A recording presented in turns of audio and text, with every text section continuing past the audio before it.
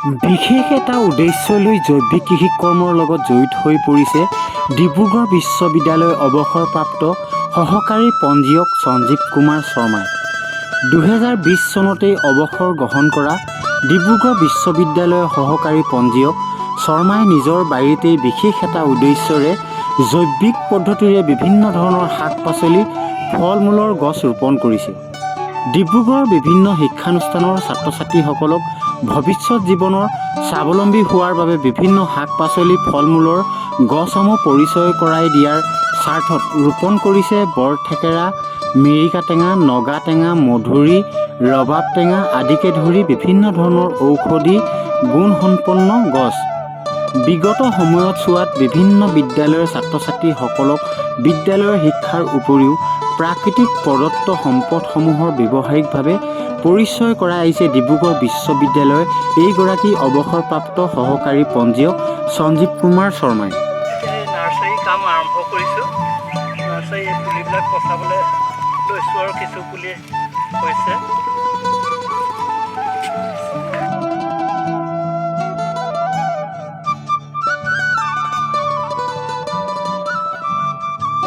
আমাৰ জালুক লাগিবলৈ আৰম্ভ কৰিছে। আকৌ এইখিনি আমাৰ জালুক আগৰ পৰা হৈ ছিঙিব।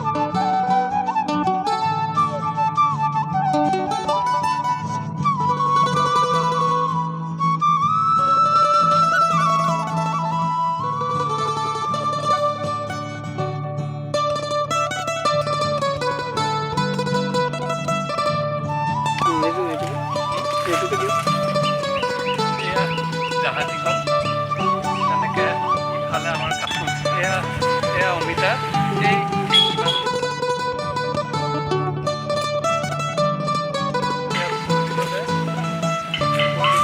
আৰম্ভ কৰিছে। তেজপাত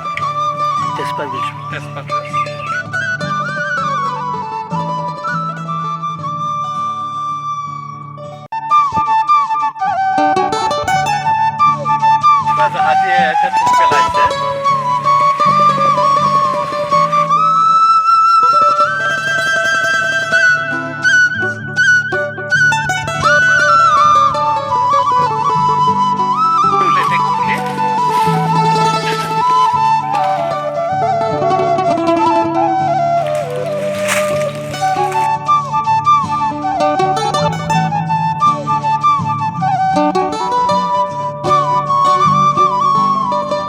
ফাৰ্মখন মই সৰুৰ পৰাই বাৰীখনৰ লগত দেউতাৰ পৰা বাগানত কৰাৰ কাৰণে মই বহুত কথাই শিকি আছিলোঁ। আৰু দেউতা সৰুতে ঢুকুৱাত মই বাৰীৰ পৰাই চলিছিলোঁ। আৰু এতিয়া সেইকাৰণে এতিয়া মোৰ মূল উদ্দেশ্যটো হ'ল যাতে এই সৰু সৰু ল'ৰা ছোৱালীবিলাকে আজিকালি গছ গছনি চিনি নোপোৱা হৈছে। কোনজোপা গছ যেনেকৈ মাছ, কোনটো মাছ অকল ৰৌ মাছ আৰু বাহু মাছ বা কেইটামান মাছৰ বাহিৰে চিনি নাপায়, ঠিক তেনেকৈ এতিয়া গছ গছনিবিলাকো কোনজোপা থেৰেজু, কোনজোপা লেটেকু, কোনজোপা পনিয়ল, মই এতিয়া এই গোটেই গছখিনি সংৰক্ষণ কৰাৰ ব্যৱস্থা কৰিছোঁ। আৰু তাৰে প্ৰায় গছেই মোৰ ঘৰত আছে। ৰবাব টেঙা, আটলাছ, বগৰী, বেল, জলফাই, পানীজামু, মধুৰি ইত্যাদি কৰি প্ৰায় ফল মূলে মোৰ ঘৰত আছে। আৰু যিখিনি এতিয়া নাই, কিছুমান গছ নাইকিয়া হ'ল, থেৰেজুৰ পৰা আদি কৰি কিছুমান গছ নাইকিয়া হ'ল, এতিয়া সেই গছখিনি আনি পুলি লগাবলৈ ব্যৱস্থা কৰি আছোঁ। আৰু যাতে মানে অহা বছৰৰ পৰা যাতে মই ল'ৰা ছোৱালীক এই গছ গছনিৰ বিষয়ে এটা শিক্ষা দিব পাৰোঁ।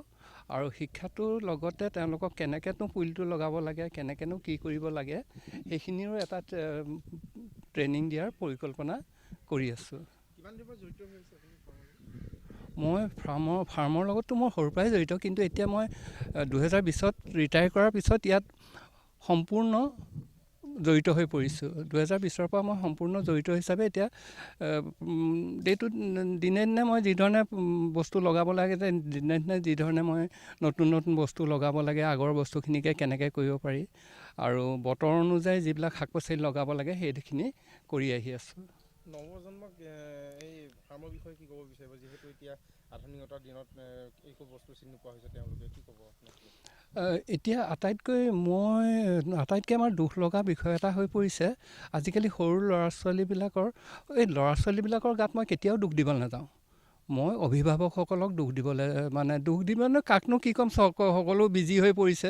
কিন্তু এই ধৰণে বিজি হৈ ঘৰত ল'ৰাটো ছোৱালীজনী মোবাইল দি দিয়াৰ পিছত এটাই দেখা গৈছে যে সকলোৰে আপত্তি যে ল'ৰাটোৰ চকুৰ অসুখ হৈছে, কাৰোবাৰ আজিকালি প্ৰায় চাইকেট্ৰিকৰ লগত ল'ৰা ছোৱালী মেণ্টেলি ডিষ্টাৰ্ব হৈছে। সেইবিলাকৰ পৰা যদি আমি ল'ৰা ছোৱালীক ৰক্ষা কৰিবলৈ হয়, তেতিয়াহ'লে আমি তাহাঁতক গছ গছনিৰ লগত জড়িত কৰিব লাগিব।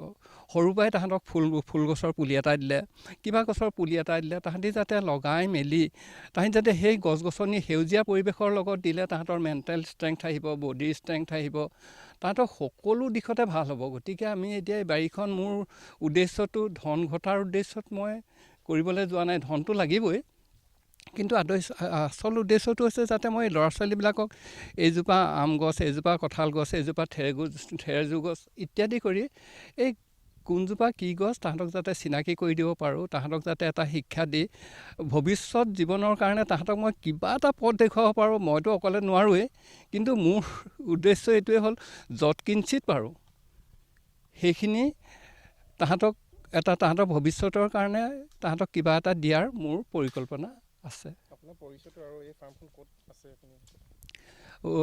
মোৰ নাম সঞ্জীৱ কুমাৰ শৰ্মা, দেউতাৰ মৃত জয়চন্দ্ৰ শৰ্মা। দেউতা এই বাগানৰে এচিষ্টেণ্ট ৰেজিষ্ট্ৰাৰ আছিল। আৰু ইয়াৰ পৰাই গৈ মই প্ৰথমতে বাগানত সোমাইছিলোঁ। বাগানৰ পৰা চাকৰি 79ত বাগানত সোমাইছিলোঁ। তাৰপৰা গৈ মই কোঅপাৰেটিভত 81ত সোমালোঁ। তাৰপৰা আহি মই বিশ্ববিদ্যালয়ত 88 চনৰ পৰা 2000 চনলৈকে মই বিশ্ববিদ্যালয়ত আছিলোঁ। তাৰপৰা আহিয়ে মই এতিয়া অৱসৰ লৈয়ে মই ইয়াৰ লগত সম্পূৰ্ণ জড়িত হৈ পৰিছোঁ। ফাৰ্মখন বৰবৰুৱা ব্লকৰ জামিৰা মটক গাঁৱত অৱস্থিত এই ফাৰ্মখন।